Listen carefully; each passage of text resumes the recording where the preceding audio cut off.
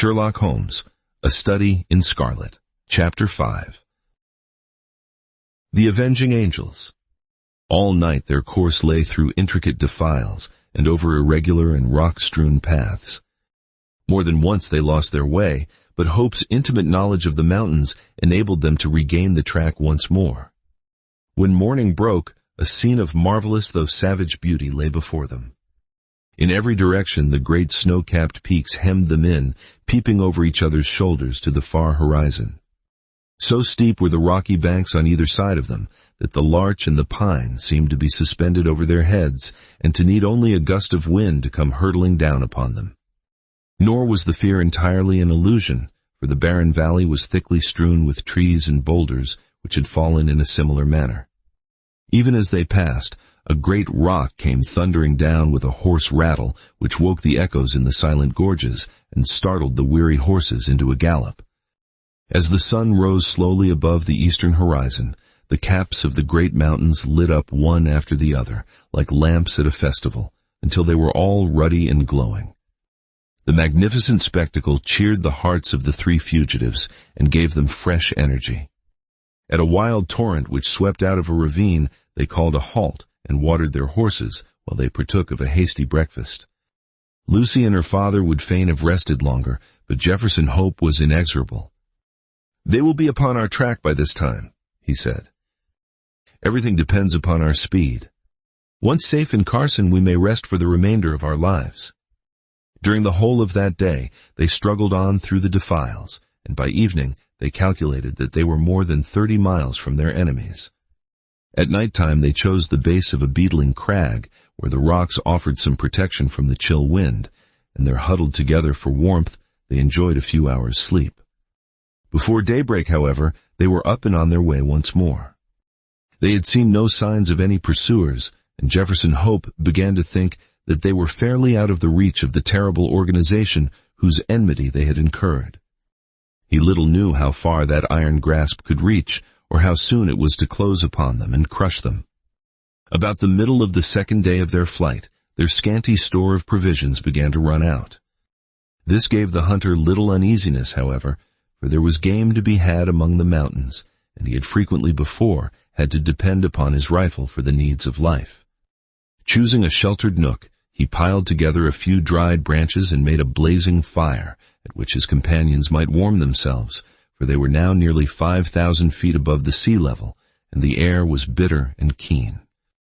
Having tethered the horses and bade Lucy adieu, he threw his gun over his shoulder and set out in search of whatever chance might throw in his way.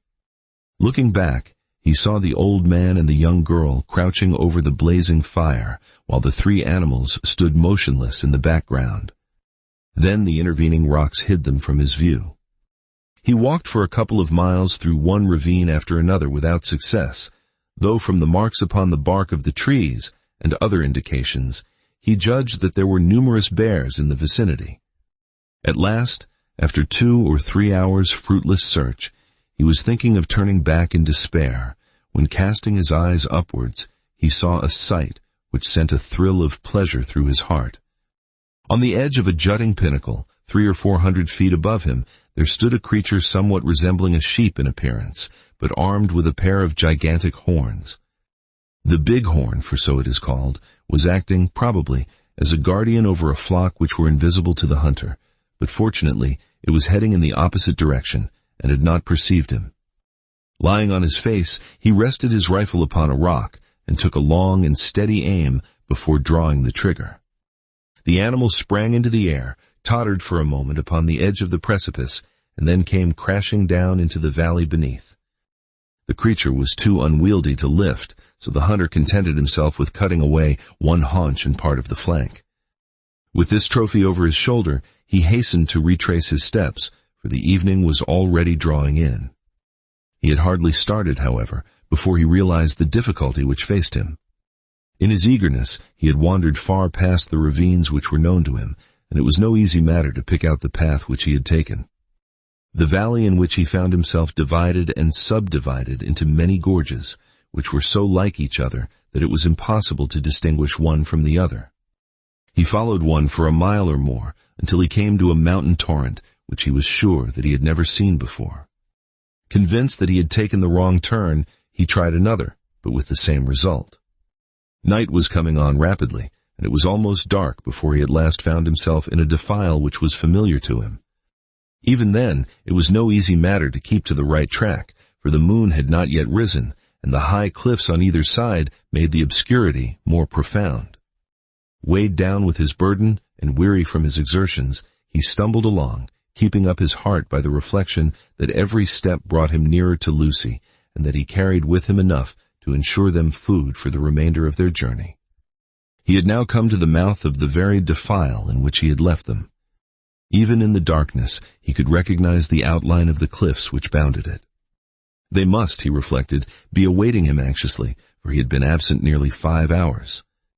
In the gladness of his heart, he put his hands to his mouth and made the glen re-echo to a loud halloo as a signal that he was coming. He paused and listened for an answer. None came save his own cry, which clattered up the dreary silent ravines and was borne back to his ears in countless repetitions. Again he shouted, even louder than before, and again no whisper came back from the friends whom he had left such a short time ago. A vague, nameless dread came over him, and he hurried onwards frantically, dropping the precious food in his agitation. When he turned the corner, he came full in sight of the spot where the fire had been lit. There was still a glowing pile of wood ashes there, but it had evidently not been tended since his departure. The same dead silence still reigned all round. With his fears all changed to convictions, he hurried on. There was no living creature near the remains of the fire. Animals, man, maiden, all were gone. It was only too clear that some sudden and terrible disaster had occurred during his absence, a disaster which had embraced them all, and yet had left no traces behind it. Bewildered and stunned by this blow, Jefferson Hope felt his head spin round, and had to lean upon his rifle to save himself from falling. He was essentially a man of action, however, and speedily recovered from his temporary impotence. Seizing a half-consumed piece of wood from the smoldering fire, he blew it into a flame and proceeded with its help to examine the little camp. The ground was all stamped down by the feet of horses, showing that a large party of mounted men had overtaken the fugitives, and the direction of their tracks proved that they had afterwards turned back to Salt Lake City. Had they carried back both of his companions with them? Jefferson Hope had almost persuaded himself that they must have done so, when his eye fell upon an object which made every nerve of his body tingle within him. A little way on one side of the camp was a low-lying heap of reddish soil which had assuredly not been there before. There was no mistaking it for anything but a newly dug grave. As the young hunter approached it, he perceived that a stick had been planted on it, with a sheet of paper stuck in the cleft fork of it. The inscription upon the paper was brief, but to the point. John Ferrier, formerly of Salt Lake City, died August 4th, 1860. The sturdy old man, whom he had left so short a time before, was gone then, and this was all his epitaph. Jefferson Hope looked wildly round to see if there was a second grave, but there was no sign of one. Lucy had been carried back by their terrible pursuers to fulfill her original destiny by becoming one of the harem of the elder's son. As the young fellow realized the certainty of her fate and his own powerlessness to prevent it, he wished that he, too, was lying with the old farmer in his last silent resting place. Again, however, his active spirit shook off the lethargy which springs from despair.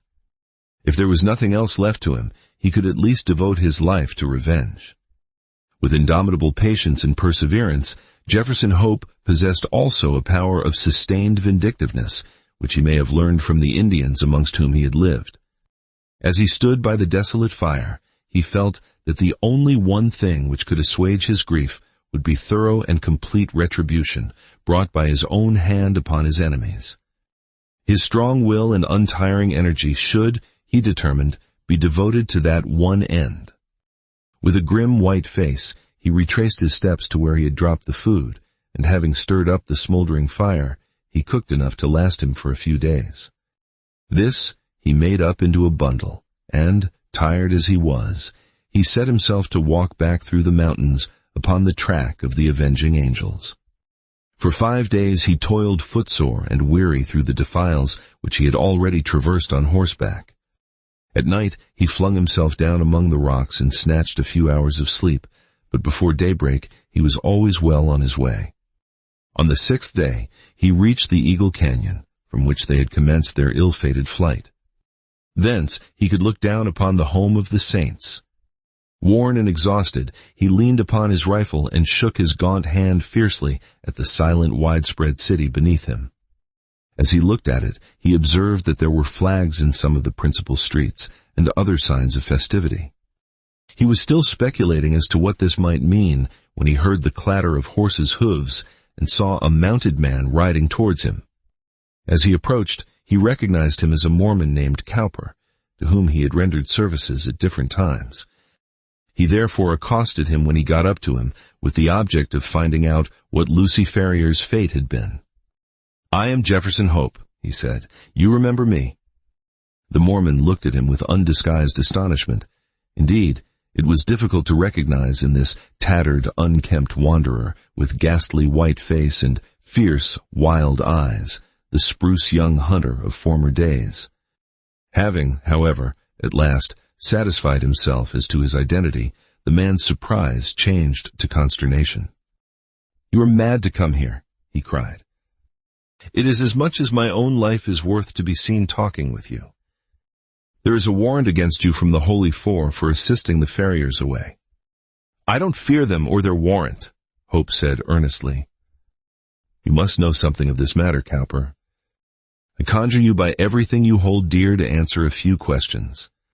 We have always been friends. For God's sake, don't refuse to answer me." "What is it?" the Mormon asked uneasily. "Be quick." "The very rocks have ears and the trees eyes." "What has become of Lucy Ferrier?" "She was married yesterday to young Drebber." "Hold up, man, hold up. You have no life left in you." "Don't mind me," said Hope faintly. He was white to the very lips and had sunk down on the stone against which he had been leaning. "Married, you say?" "Married yesterday. That's what those flags are for on the endowment house." There was some words between young Drebber and young Stangerson as to which was to have her. They'd both been in the party that followed them, and Stangerson had shot her father, which seemed to give him the best claim. But when they argued it out in council, Drebber's party was the stronger, so the prophet gave her over to him. No one won't have her very long, though, for I saw death in her face yesterday. She is more like a ghost than a woman. Are you off, then?" "Yes, I am off," said Jefferson Hope, who had risen from his seat. His face might have been chiseled out of marble, so hard and set was its expression, while its eyes glowed with a baleful light. "Where are you going?" "Never mind," he answered, and slinging his weapon over his shoulder, strode off down the gorge and so away into the heart of the mountains to the haunts of the wild beasts. Amongst them all, there was none so fierce and so dangerous as himself. The prediction of the Mormon was only too well fulfilled. Whether it was the terrible death of her father or the effects of the hateful marriage into which she had been forced, poor Lucy never held up her head again, but pined away and died within a month. Her sottish husband, who had married her principally for the sake of John Ferrier's property, did not affect any great grief at his bereavement, but his other wives mourned over her and sat up with her the night before the burial, as is the Mormon custom. They were grouped round the bier in the early hours of the morning, when, to their inexpressible fear and astonishment, the door was flung open, and a savage-looking, weather-beaten man in tattered garments strode into the room. Without a glance or a word to the cowering women, he walked up to the white, silent figure which had once contained the pure soul of Lucy Ferrier. Stooping over her, he pressed his lips reverently to her cold forehead, and then, snatching up her hand, he took the wedding ring from her finger. "She shall not be buried in that," he cried with a fierce snarl, and before an alarm could be raised, sprang down the stairs and was gone. So strange and so brief was the episode that the watchers might have found it hard to believe it themselves or persuade other people of it, had it not been for the undeniable fact that the circlet of gold which marked her as having been a bride had disappeared. For some months Jefferson Hope lingered among the mountains, leading a strange wild life, and nursing in his heart the fierce desire for vengeance which possessed him. Tales were told in the city of the weird figure which was seen prowling about the suburbs, and which haunted the lonely mountain gorges. Once a bullet whistled through Stangerson's window and flattened itself upon the wall within a foot of him. On another occasion, as Drebber passed under a cliff, a great boulder crashed down on him, and he only escaped a terrible death by throwing himself upon his face. The two young Mormons were not long in discovering the reason of these attempts upon their lives, and led repeated expeditions into the mountains in the hope of capturing or killing their enemy, but always without success. Then they adopted the precaution of never going out alone or after nightfall, and of having their houses guarded. After a time they were able to relax these measures, for nothing was either heard or seen of their opponent, and they hoped that time had cooled his vindictiveness. Far from doing so, it had, if anything, augmented it. The hunter's mind was of a hard, unyielding nature, and the predominant idea of revenge had taken such complete possession of it that there was no room for any other emotion. He was, however, above all things practical. He soon realized that even his iron constitution could not stand the incessant strain which he was putting upon it. Exposure and want of wholesome food were wearing him out. If he died like a dog among the mountains, what was to become of his revenge then? And yet such a death was sure to overtake him if he persisted. He felt that that was to play his enemy's game, so he reluctantly returned to the old Nevada mines, there to recruit his health and to amass money enough to allow him to pursue his object without privation. His intention had been to be absent a year at the most, but a combination of unforeseen circumstances prevented his leaving the mines for nearly 5. At the end of that time, however, his memory of his wrongs and his craving for revenge were quite as keen as on that memorable night when he had stood by John Ferrier's grave. Disguised and under an assumed name, he returned to Salt Lake City, careless what became of his own life as long as he obtained what he knew to be justice. There he found evil tidings awaiting him. There had been a schism among the chosen people a few months before, some of the younger members of the church having rebelled against the authority of the elders, and the result had been the secession of a certain number of the malcontents who had left Utah and become Gentiles. Among these had been Drebber and Stangerson, and no one knew whither they had gone. Rumor reported that Drebber had managed to convert a large part of his property into money, and that he had departed a wealthy man, while his companion, Stangerson, was comparatively poor. There was no clue at all, however, as to their whereabouts. Many a man, however vindictive, would have abandoned all thought of revenge in the face of such a difficulty, but Jefferson Hope never faltered for a moment. With the small competence he possessed, eked out by such employment as he could pick up, he traveled from town to town through the United States in quest of his enemies. Year passed into year, his black hair turned grizzled, but still he wandered on, a human bloodhound, with his mind wholly set upon the one object upon which he had devoted his life. At last his perseverance was rewarded. It was but a glance of a face in a window, but that one glance told him that Cleveland and Ohio possessed the men whom he was in pursuit of. He returned to his miserable lodgings with his plan of vengeance all arranged. It chanced, however, that Drebber, looking from his window, had recognized the vagrant in the street, and had read murder in his eyes.